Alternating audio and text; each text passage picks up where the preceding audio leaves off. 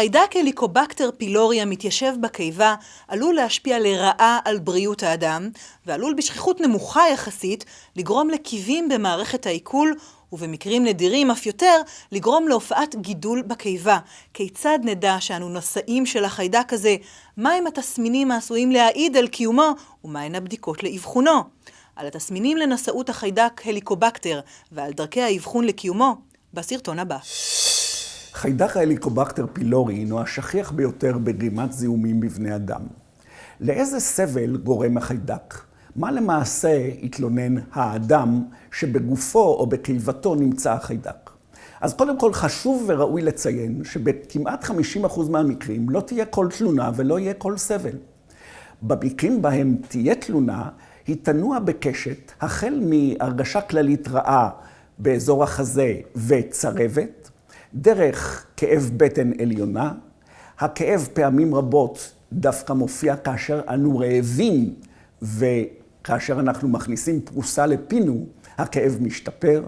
לעתים מדובר בירידת תיאבון, ירידת משקל בעקבות זה, ורק במקרים הקשים ביותר, בהם מדובר בקיב משמעותי או חס וחלילה סרטן הקיבה, אז באמת נראה מחלה שמתבטאת בירידת תיאבון ומשקל, בכאבי בטן משמעותיים הרבה יותר, והמקרים האלה מאוד מאוד נדירים יחסית.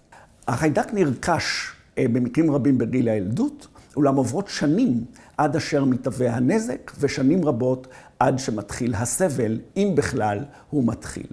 חשוב לציין שכאשר אנו מחליטים לבדוק את החיידק ומוצאים אותו, הרי שאנחנו מחויבים לבדוק גם את בני ביתו של הנבדק, אנשים שנקראים קרובים מסדר ראשון, שזה הורים, אחים, אחיות, ילדים, אנשים שחיים בביתו.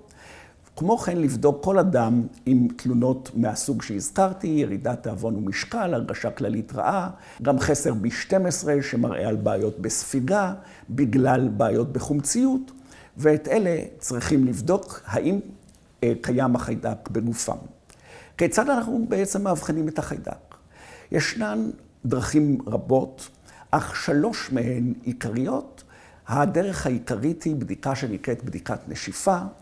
הבדיקה כלל לא מסוכנת, אתה נושף לתוך מיכל לאחר ששתית חומר מסוים. באם קיים החיידק מתרחשת ריאקציה, ובאוויר הננשף ניתן לקבל עדות לנוכחות החיידק.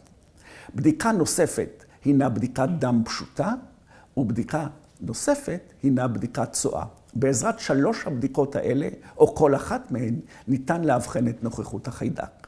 הבדיקה הרגישה ביותר היא בכלל מכיוון אחר. היא בדיקה של תרבית מביופסיה, מלקיחת חלק מרירית הקיבה במהלך פעולה הנקראת אנדוסקופיה, בה אנו מציצים לוושט ובהמשך לקיבה ולתרסריון, ויכולים לקחת את אותה ביופסיה ולגדל את החיידק בתרבית.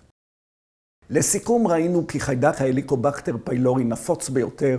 הוא גורם לתלונות ותסמינים רק בחלק מהאנשים הנושאים אותו, ובאם אנחנו רוצים להגיע להבחנה, הרי שדרכי האבחון פשוטות ונפוצות בשימוש.